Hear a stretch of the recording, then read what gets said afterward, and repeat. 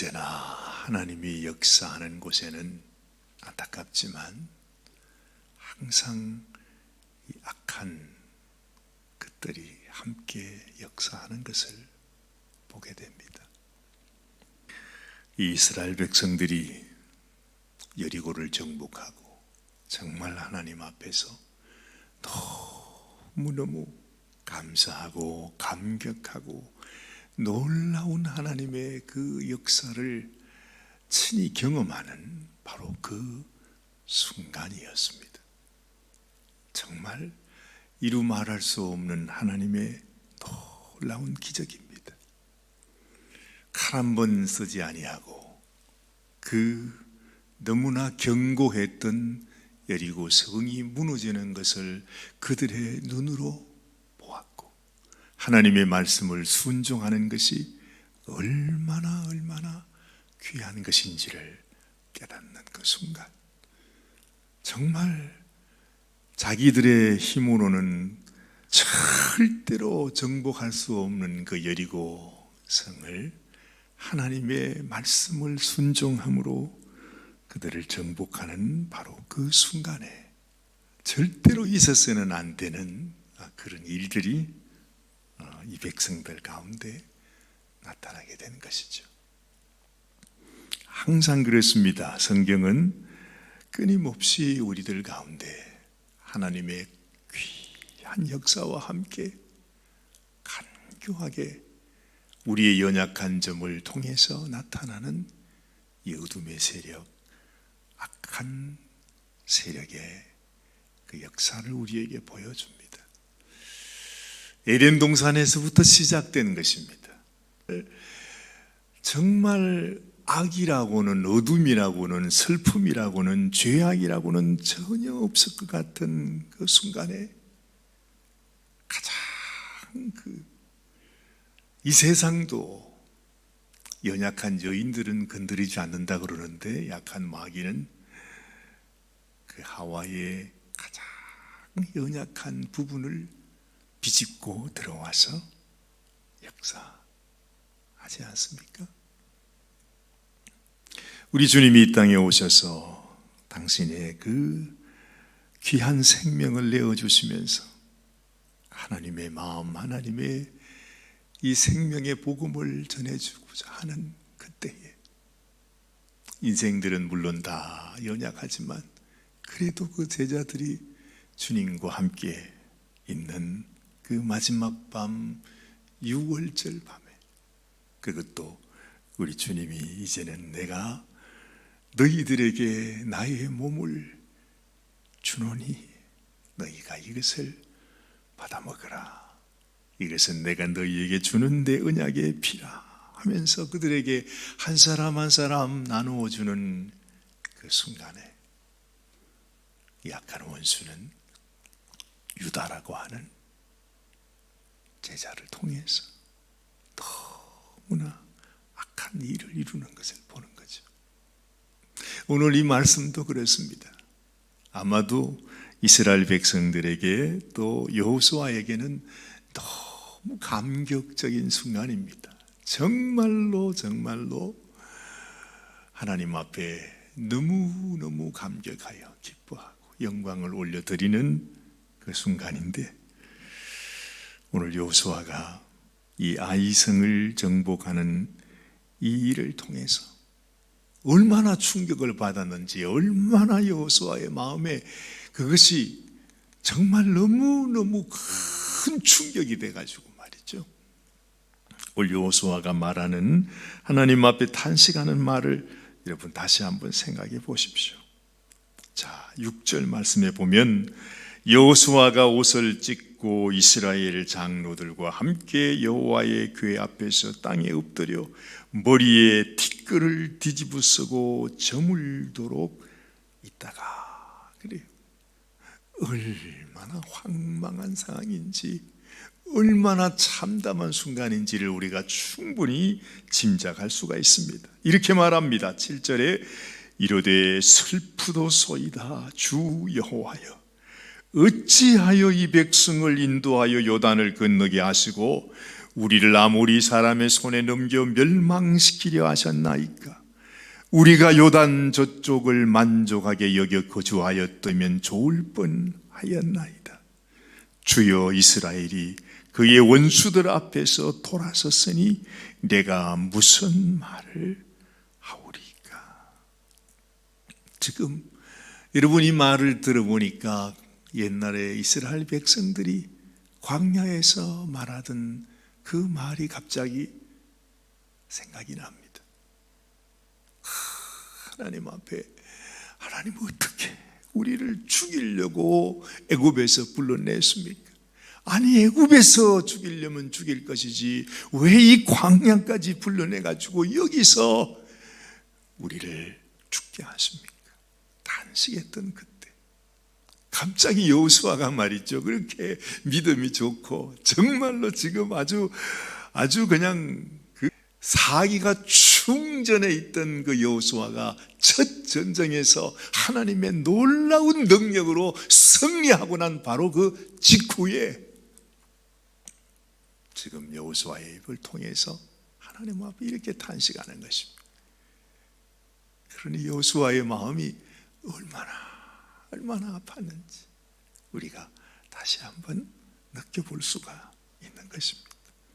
근데 하나님이 하시는 말씀이, 대답이 참 또 기가 막힙니다. 오늘 여기 하나님께서 이렇게 말합니다. 10절 말씀 보니까 여호와께서 여호수아에게 이르시되 일어나라, 어찌하여 이렇게 엎드렸느냐.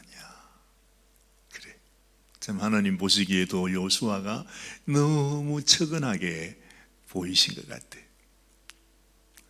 왜 이런 일이 있는지, 왜 이런 일이 있었겠느냐, 하나님께서 여호수아에게 알려주십니다. 너희가 그 큰 성 여리고 성은 칼 한 번 쓰지 아니하고 무너지게 했는데, 그 조그마한 성, 거기는 이 백성들이 뭐 몇만 명 가는 것이 아니라 2, 3천 명만 가서 그냥 가기만 하면 정복할 것 같았던 그 아이성 앞에서 세상에 그들에게 쫓겨가지고 36명이라고 하는 자기 형제들이 쳐 죽임을 당했다, 그렇게 말하잖아요. 5절 말씀에 아이 사람이 그들을 36명쯤 쳐 죽이고 성문 앞에서부터 서바림까지 쫓아가 내려가는 비탈에서 쳤으므로 백성의 마음이 녹아 물같이 된지라. 완전히 상황이 바뀌어졌어요. 이 백성들이 여리고성을 향하여 갈 때는 여리고성에 있는 사람들과 가나안 땅에 있는 사람들이 그 마음이 물같이 녹아져 가지고서 아주 두렵고 떨고 있었는데, 세상에 그 조그마한 아이성을 지게 위해서 올라갔다가 완전히 참패를 당하고 쫓겨나가지고 저 비탈길로 막 내려가는데 그 백성들의 마음이 물같이 녹아졌답니다. 참 표현이 아주 기가 막힙니다. 완전히 상황이 바뀌어버린 거죠. 하나님께서 여호수아에게 무엇을 지금 말씀하고 있습니까? 하나님이 이렇게 은혜를 베푸는 순간에도 너희 안에 죄악이 들어왔구나, 너희 속에 죄가 들어왔구나. 우리가 잘 아는 대로 이 아간이라고 하는 이 어리석고 미련한 한 사람이 하나님께서 이 모든 것은 다 하나님께 올려드릴 물건들이라고 그렇게 말씀을 했는데도 세상에 그 욕심을 이기지 못해서 그걸 가지고 언제 그걸 또 숨겨서 가지고 왔는지 자기 장막에 가지고 가서 그것도 또 땅을 파고, 아마 그 장막 안에서 땅을 팠는가 보죠. 파가지고서 그걸 집어넣고 또 자기가 귀히 여기는 그 은덩어리는 말이죠, 그 밑으로 그냥 넣었다, 그렇게 말하고 있지 않습니까? 항상 여러분, 우리가 꼭 기억해야 되는 것은 하나님이 놀라운 은혜를 베푸실 때, 하나님이 축복을 부어주시며 하나님이 역사하시는 그 순간에 우리 마음속에 안타깝지만 하나님이 우리에게 큰 은혜를 주셨어요. 그러나 그 은혜를 받고 감격해하고 하나님 앞에 감사하는 그 순간에 그와 함께 마음 한쪽 구석에 죄악이 비치고 들어올 때가 많이 있습니다.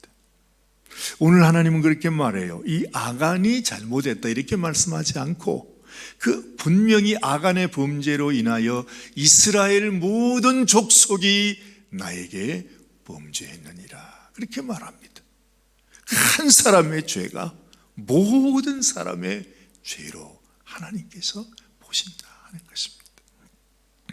오늘 1절 말씀이 그렇게 시작하고 있습니다. 이스라엘 자손들이 온전히 바친 물건으로 말미암아 범죄하였다 그러잖아요. 아간이 범죄했다, 이스라엘 자손 중에 한 사람이 범죄했다 그러지 않고 이스라엘 자손들이 온전히 바친 물건으로 말미암아 범죄하였으니 이렇게 말을 하고 난 다음에 그 한 사람이 바로 아간이었다는 것을 말해주고 있는 것입니다. 결국 우리 속에 들어온 작은, 여러분 그 60만 대군 중에서 한 사람입니다. 한 사람이 지은 그 악한 죄악이 온 백성의 죄가 되고 만다는 거죠. 우리도 마찬가지. 내 속에 아주 작은 죄악된 마음이 또한 하나님 앞에 감사하지 못하고 하나님 앞에 기뻐하지 못하는 그런 아주 작은 마음이 내 속에 들어오면요, 그것으로 인해서 하나님이 내게 주신 그 은혜조차 다 잃어버리게 되는 것입니다. 하나님께서 이 백성들에게 그것을 가르쳐 주고 있습니다.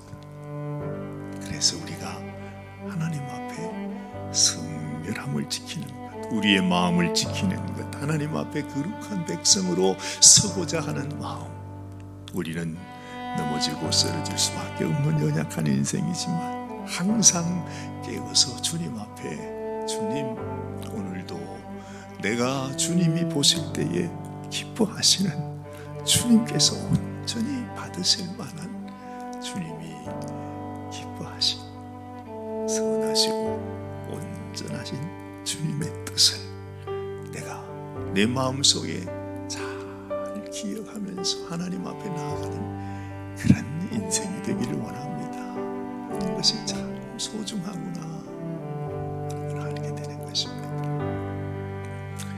오늘 아침에도 하나님 앞에 우리는 이렇게 기도하십시다. 하나님 아무리 작은 것이라 할지라도 내가 하나님 앞에 부끄러움이 없도록, 하나님 앞에 죄악을 숨기지 아니하도록, 하나님 정말 주님이 보실 때에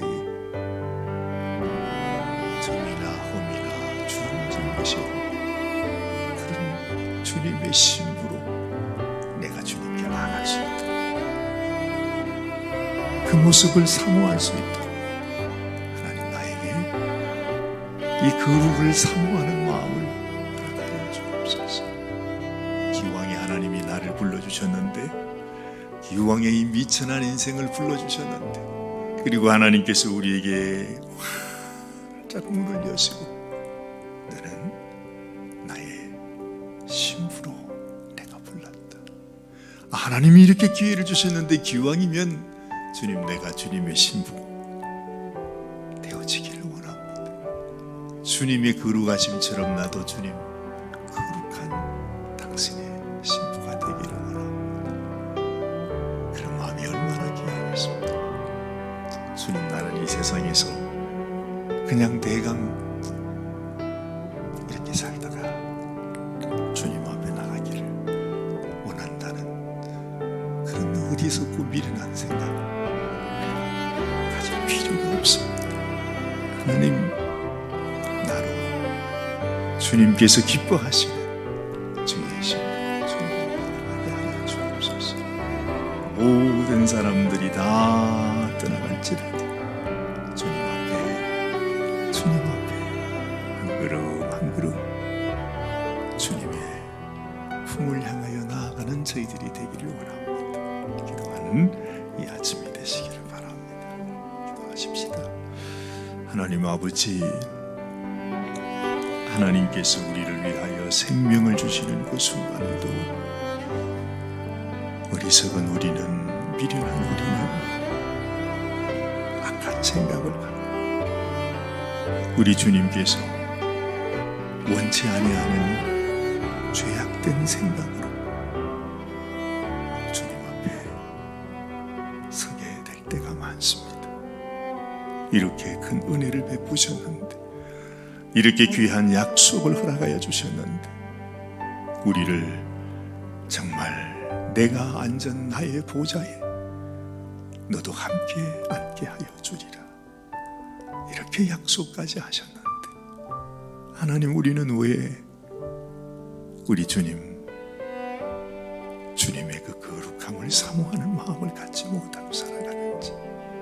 하나님 아버지, 우리 자신의 마음이 너무너무 부끄럽고 또한 안타까울 때가 많습니다. 오늘 이 아침에 하나님 아버지 말씀을 우리가 묵상하면서 주님, 참으로 주님 앞에 점이나 흠이 없는, 주름진 것이 없는 하나님의 거룩한 하나님의 백성, 하나님의 자녀, 우리 주님의 신부로 주님 앞에 설 수 있도록 주여 저희를 붙들어 주시옵소서. 우리에게 주님의 은혜를 사모하고 성결함을 사모하고 거룩함을 사모하는 마음으로 주님 앞에 나갈 수 있도록 하나님, 우리를 인도하여 주시옵소서. 우리 주님 예수님의 귀하신 이름 받들어 감사하며